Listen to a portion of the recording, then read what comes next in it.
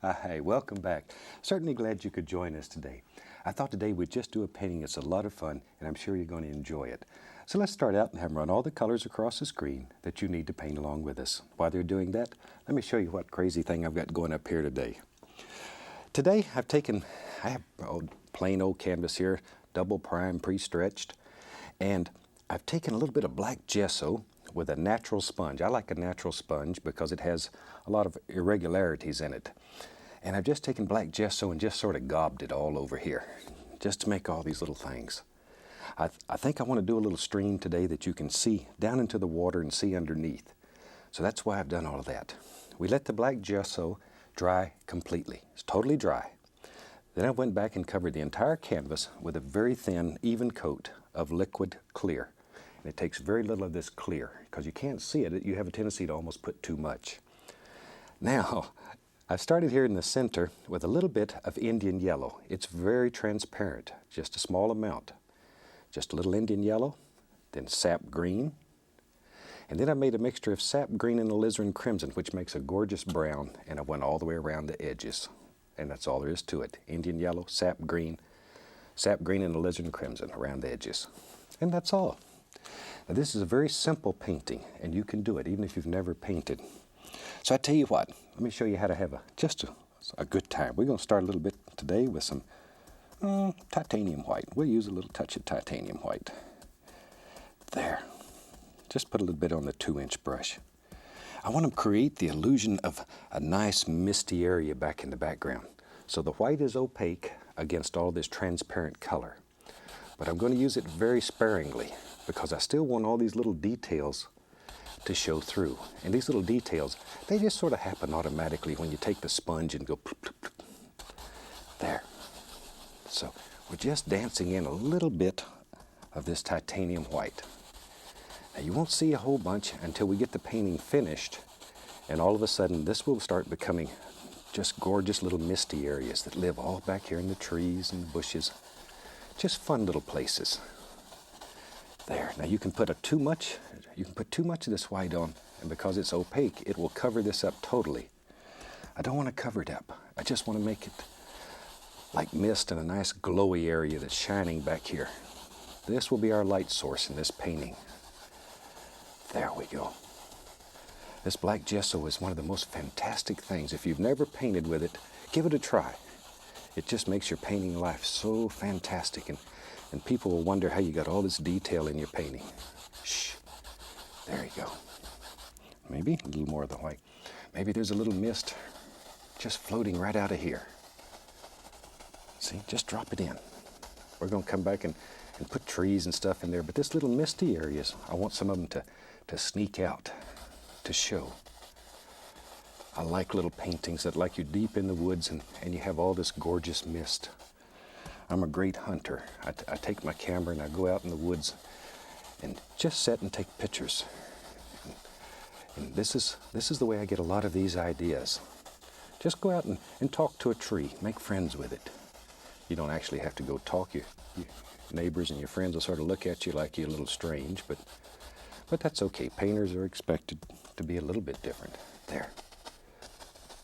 Okay, something about like that, wherever. Now then, I have a little bit of that mixture left that I put on the canvas that's alizarin crimson and sap green in about equal parts. About equal parts. I'm just going to put some of that right on the same brush. Okay, let's go back up in here. I want a little dark area right in here. So we'll just take that, put a little area right across there.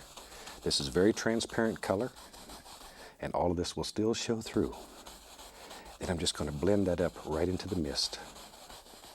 Just blend it up. Isn't that pretty? That crimson and sap green make one of the most gorgeous browns. And you can take it to the green side, or you can take it to the reddish side. Just depends on your mood or what flavor you're trying to achieve for your painting. There we go. All right. But already, I like the way that looks. It looks like light's just zinging through there. I get carried away. Tell you what, let's have a nice tree back here. For that, I'm going to go we'll get some sap green and a little bit of alizarin crimson mixed with it. I'm making sort of a brown this time, but more to the green side. I want it more to the green side. Be right back. I'm going to get a little touch of white in there too. There we go. So, okay, tap a little color in there. Let's go back up in here. Now, I'm going to take this tree here. Let's make a tree out of that. I don't want to kill all this. Just want to put some indications of some big old limbs that live out there. There we go. Here they come. Here they come. There. Let some of them show through. Don't kill them all. There we go. Just maybe right on down like that. I'm just loading a little more color in the brush. Over here, I'm not too worried because I'm going to let that disappear. I'm only worried about this side right now. There we go. Maybe this whole limb pulls a little farther over. There. Okay. Let me grab a little liner brush, a little script liner brush. Go into a little bit of brown, and we'll put a little tree trunk right in there. Now sometimes it's neat when you're doing little tree trunks to take, watch here, let me get a paper towel. Now if you take a paper towel on this wet and very gently just touch it, you can lift that off, but it still leaves that gorgeous impression there. See there? There. And a little of the canvas will show through. And it looks like it's far, far away. It's just one of those little things that'll give you a tree limb. Just gorgeous, gorgeous effects. A little bit unique in a painting. Now then, let me get a little touch of there it is. A little touch of the liquid white, a little bit of yellow, a little bit of sap green. Maybe be right back, get a little touch of white over here too. There, now let's go back up in here. And right on here, I'm going to take and just put the indication of some little highlights that live out in here. Just some little sparklies on the tree. See, they're almost the color of the sky. I don't want them to be very bright. I want them to sort of just sort of hide back in there. There.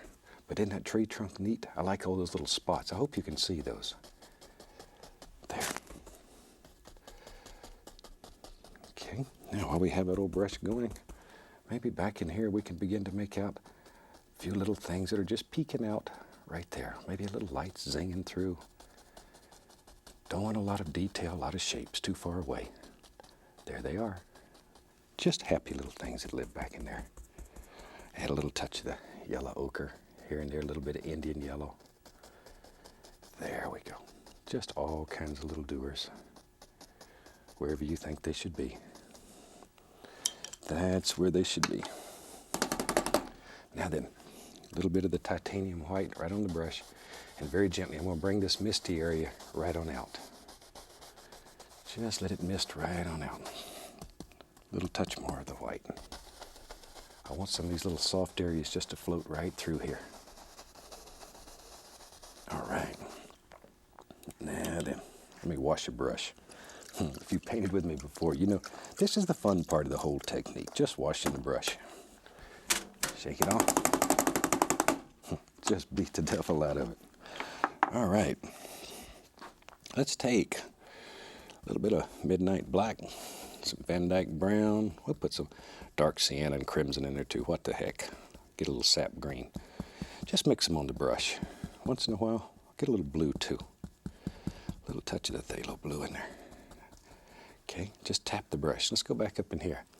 I want a tree now that's closer. So for that, I'll use a much darker color.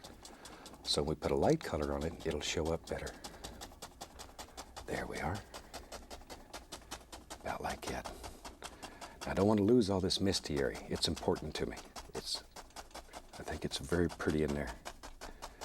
So don't want to lose all that. I'm going to leave some of it in there. All right, here it comes. Maybe big old thing in here. Just let your imagination go. Let it go. Darker, darker, darker down in here. Maybe here we'll have, let's just push in something that'll end up being some nice big bushes right in here. Once again, I'm trying to save that little spot. I think that's gorgeous in a painting when you have those little misty areas. Just putting in a little dark color here. And wherever. Now let's take a little bit of it and begin pulling down. We'll create the indication of a few little reflections in here. There we go. And gently, gently go across. All right. Shoot, let's go over here on the other side and do the same basic thing. Same colors. I want to have a nice big tree that hangs out over here. There we go. I like these paintings with big trees that hang out over here. Now this area up in here, there's some of that brown that we made with the crimson and the sap green, and it shows through. I want to leave those areas in there and leave them open. Some of them in there are gorgeous. Looks like light shining through the trees. And that black gesso will do that for you automatically. Automatically. You don't have to even worry about it. Now then. Shoot, I tell you what. We'll have some more big old bushes that live right there. Wherever you want them. All we're doing right now is just blocking in some color. We'll come back and begin fixing some of these little things up. But right now, we're just blocking in color. Pull a little of that brown color down, black, whatever it is. There. There we go. But I want to put a little stream in here, and I want it like you can see through the water and see all the little things that live underneath there.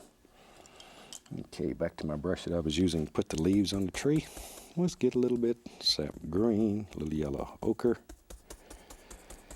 Be right back. I'm going to get a little white. A little bit of white.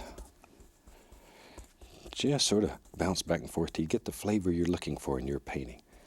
Tap the brush. You can see that little line of paint. There's one right on the end of the bristles here, just like it. And that's what we paint with. Let's go up here. Now then, using just the corner of the brush, just the corner, you can begin putting in some detail here. I want to keep this darker than out here. There we go. So it looks like it's more in the shadows. There. Something about like you think about little individual shapes in there. There comes one. Got to make those little noises. It really helps. About like that. I tell you what we need in there. Shoot. Let's put a tree trunk in there. We need a tree trunk. I'll just take a little bit of brown. A little bit of brown on the liner brush. Doesn't show up very well. Put a little white with that brown. Make it a little lighter. Because in our world, we can do anything. There it comes. A wiggledy tree. Oh, wiggledy tree. There, we'll give him an arm or two. There, just sneaking through. I don't know how many's in here. However many you want. In your world, you make the decision. You decide. There we go. But if you have trouble making the paint flow, all you got to do is just add a little bit more of the paint thinner. Don't get too much. There's sort of a happy medium here. All right, maybe on the other side, shoot, who knows, maybe there's a, yep, you're right, big old tree over there too. There, something about like that. Whatever. Put a little highlight on him, blend it in. That looks like a light singing through there and hitting that tree. And we continue with our leaves. Now, put a few more little leaves on here. There. Okay. Right on out in here. But already, it looks like a place where there'd be a lot of mosquitoes living, a lot of little things. But at the same time, there'd be a lot of fantastic little creatures. My little squirrel could live in there. There. I still have a couple of squirrels that I maintain. There. Some of the earlier series, one of our favorite little squirrels was Peapod the pocket squirrel. He lives in my backyard now. We've turned him loose. We turned him loose quite a while back. But he won't go away. He's found out that begging for peanuts and stuff from me is much easier than going out there and working. So I take care of him. In fact, he just put a new hole right through my screen on the patio. And if I didn't like him so much, that'd upset me, but he's my little friend. So he comes to the back door, literally, and begs. And I open the door, he comes in the house, and he'll run all around the kitchen, see what I've got available. If he finds something he likes, that's his. There we go. I say, you don't have to be crazy to do this, but it does help. Something like that. Okay. I'm going to get a 1-inch brush, dip it in a little bit of the liquid white. Go into a little bit of yellow, some sap green, Indian yellow, yellow ochre. Now and then I'm going to hit a little touch of that bright red too. Just all those mixed together. Okay, let's go up in here. Now, in here, I want to start, putting the indication of little highlights. Little highlights, or the lights zinging through there. Touching all these things. Don't want to kill all my dark, though. I just want to put a few things going in there. Darker, darker, darker down here. Just to make it look like big old bushes and small trees, whatever. There, little rabbit's got to have a place to hide down in here. Because he lives down here. It's nice and safe and dark. Put a little black with my color. That'll dull it down. Make a darker green, much darker green. There. All right, on the other side, let's do, some little things right there. Right there. See how easy it is to make all these gorgeous little trees and stuff? There. But work one bush at a time. I know you get tired of hearing me say that, but it's so important. It's so important.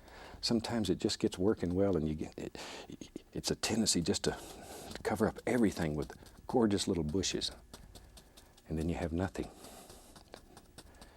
Work it one bush at a time. Do the one that's farthest away and come forward. Shoot, we need to figure out what we're going to have in this painting. I'll tell you what, this is going to be a little stream here. I want some rocks in there. Let me clean off a space to work. Let me put some rocks.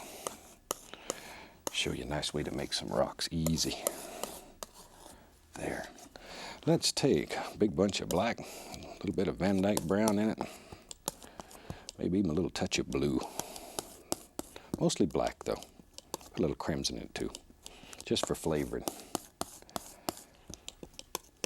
There. Now, I'm going to go over here and get some paint thinner, and I'm going to thin this, make it very thin.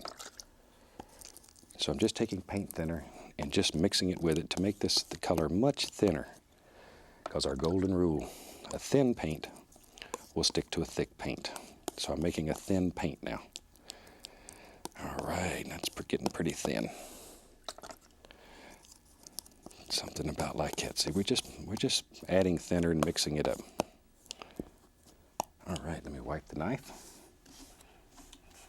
Now then, I want to make a highlight color. I'm going to make rocks. I'm looking for a highlight color. Take a little bit of white, black, mix it together. Looking for a gray, maybe even a little Van Dyke in there. Sort of a brownish gray, a little lighter. Ooh, that's getting pretty nice. Like that. All right, I'm going to go over here now and get some paint thinner. And I'm going to thin this pile of paint down. So all we're doing here is just making some thin paint so we can stick it right on top of that thick paint without becoming a mud mixer. Normally you would have to wait for paint to dry so that you can put layer on top of layer. Here, we just use thick and thin paint. Our original paint is very, very thick, very firm. It's not like traditional paints. In fact, that's the biggest mistake that people make when they're doing this method, is they go out and get a real soft, creamy paint, and when you try to paint paint on paint that's the same consistency, all you do is mix mud. And all of us who've painted have mixed a little mud. All right, I'm going to take the little filbert. We'll start with a filbert. Go right into that thin color, load both sides of the filbert with thin paint. Over here, pick up some light color on one side. So we have dark on one side, light on one side. Okay, let's go up here. Back in here, we have now some little stones that live back here. See there? In one stroke, you can put both highlight and shadow. Look at that. Isn't that a sneaky way? Look at there. You can just put as many or as few as you want in your world. That easy. Now then, tell you what, I'm going to get the oval brush. It's like a big filbert, only it's 1 inch across. Let's do the same thing. Dark on both sides. This is very thin paint, can't say that enough.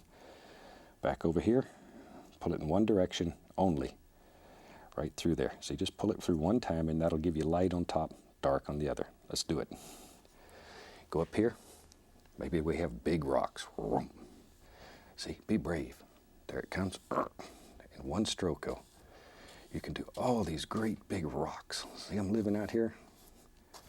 Look at them. Look at them. Rocks used to give me a fit. Shoot, they're easy to do this way. Let's go right in here. Maybe we can see one back in there. There's a big one. Big old rock. Happy Rock. He lives right out there. And maybe a great big rock. Couple of them. But isn't that a super way of making a lot of stones? Look at that. And you have to decide how many stones live in your world. There we go. That's one thing this brush does so wonderfully. Now then, let me go back, get my little 1 inch brush that we were making the bushes with. And I'll add some more of the sap green, a little bit of yellow, all the yellows. Get a little black in there, I want a little darker. Ooh, that's nice. Pull this brush in one direction. See how it rounds one corner? Turn it over so that round corner is to the top. Now let's go up in here. With that round corner to the top, that's how we make these bushes. We'll go in here and just slide a few right in between the rocks, see? See that? Just sneak them in there. Get a little yellow ochre there. I want one that's a little, little sparkler. It lives right there, right there. There. See? And that sort of just fills in the gaps between your rocks. Got little bushies that are living all out here. Sometimes they grow almost right on the rocks. Over on the other side, same thing. Let's put a few over here. There we go. A little more of the, let's try a little yellow ochre on there. Ooh, I like that. There. Something right in here. Maybe there's one that, maybe he grew right down there. See? Over here. There's another happy little bush. He just lives in there. Has a good time. This would be a nice place for a bush to live. Right in here. All right.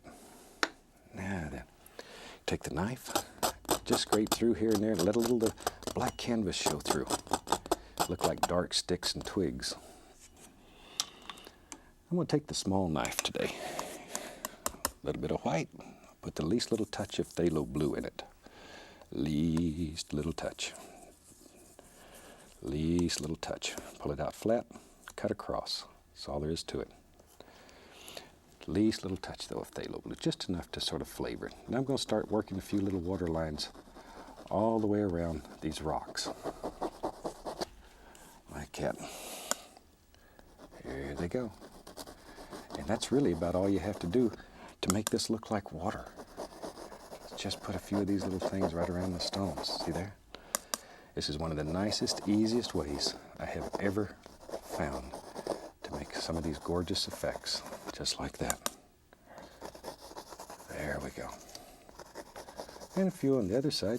Shoot, we'll have a finished painting here. What do you think? Is this one you'd like to try? You know, I'd love to see some photos of your work. So if you have time, drop me a line. Let me know how it's working for you and send me some pictures. There. With that, I think we got a finished painting. We'll call that one done. From all of us here, I'd like to wish you happy painting, and God bless, my friend.